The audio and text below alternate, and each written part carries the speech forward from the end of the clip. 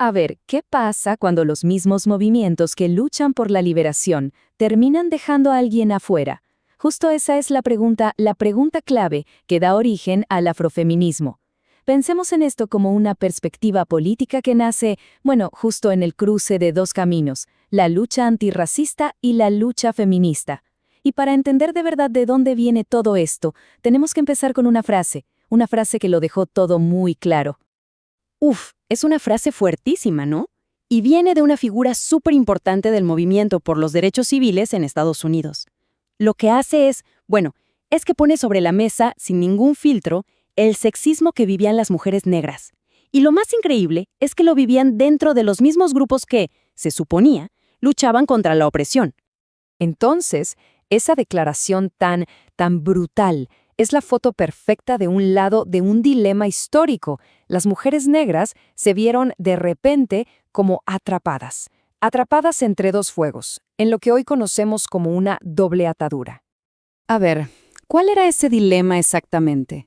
Bueno, por un lado estaban los movimientos antirracistas, liderados casi siempre por hombres, que muchas veces o ignoraban los problemas de las mujeres o, como ya vimos con esa frase, eran directamente sexistas.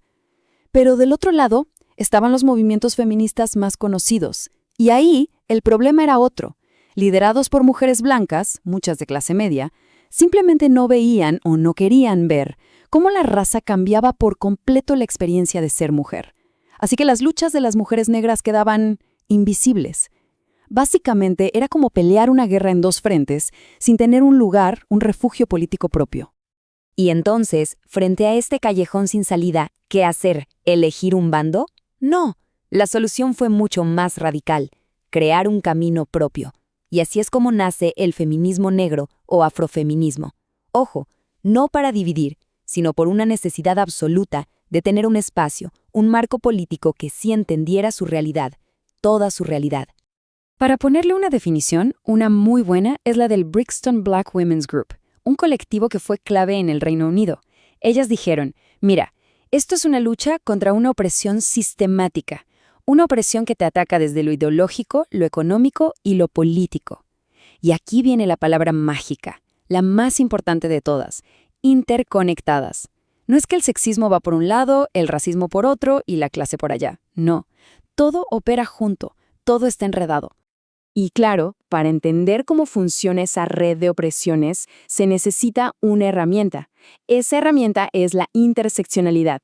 El término lo acuñó una jurista brillante, Kimberly Crenshaw, y ella lo explicó con una analogía genial. Es como estar parado en una esquina. El peligro de que te atropellen no viene de una sola calle, sino del cruce de todas ellas. Bueno, lo mismo pasa con la opresión. No es que se sumen, es que se cruzan, se intersectan y crean formas de discriminación súper específicas que si las miras por separado, simplemente no las entiendes. Por supuesto, estas ideas no salieron de la nada. Fueron desarrolladas y sobre todo popularizadas por unas pensadoras, de un calibre impresionante. Nombres que hay que conocer. Kimberly Crenshaw, de quien ya hablamos, pero también Angela Davis, Bell Hooks, Patricia Hill Collins. Ellas son pilares para entender todo esto. Su trabajo, sus libros, sus análisis pusieron los cimientos teóricos de un movimiento que por fin podía nombrar y explicar esa realidad tan compleja de ser una mujer negra. Ok, ya vimos la teoría, que es fascinante. Pero, ¿y la práctica? ¿Cómo se lleva todo esto al mundo real? O sea, ¿cuáles son las estrategias concretas para buscar la liberación? Porque al final del día no es solo para analizar el mundo, es para cambiarlo, es pura acción política. Bien, una de las primeras estrategias, y quizás una de las que más debate genera, es la de la organización autónoma.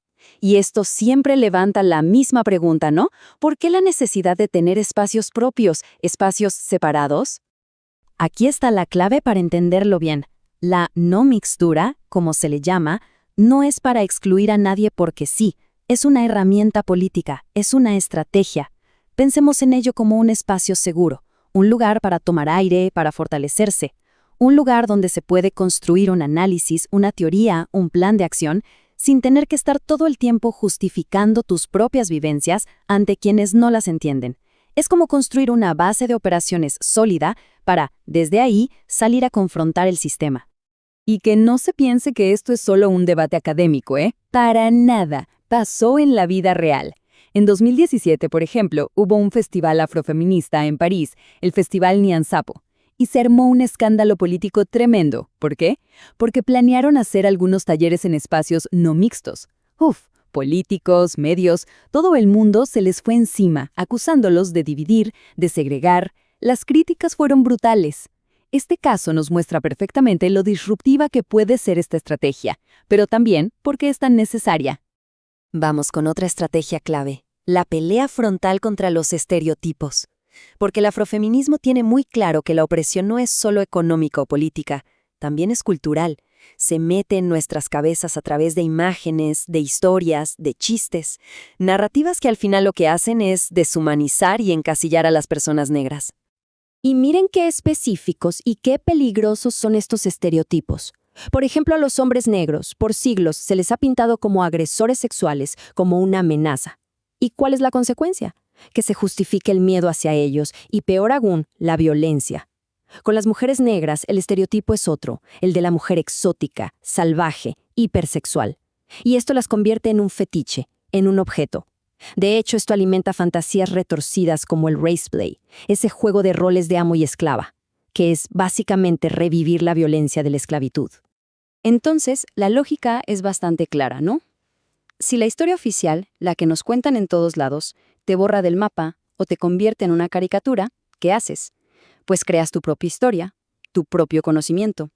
Y esa es otra estrategia central, producir conocimiento alternativo. ¿Qué significa esto en la práctica? Primero, cuestionar la historia oficial, esa que se olvida de las contribuciones de las personas negras. Segundo, darle valor a la experiencia propia, a las autobiografías, a las historias orales, como fuentes de saber tan válidas como cualquier libro. Y tercero, crear tus propios archivos para que todo ese pensamiento no se pierda. Un gran ejemplo de esto es lo que hizo ADEFRA en Alemania. Ahora, es importante aclarar algo. El afrofeminismo, como cualquier movimiento político que está vivo y que respira, no es un bloque de cemento donde todo el mundo piensa igual. Para nada. Así que vamos a meternos un poco en sus debates internos, en sus complejidades y en las preguntas que nos deja sobre la mesa para pensar en el futuro. Claro, porque adentro del movimiento hay debates, hay discusiones, a veces hasta desacuerdos. Y eso, lejos de ser malo, es una señal de que es un movimiento sano, que está evolucionando.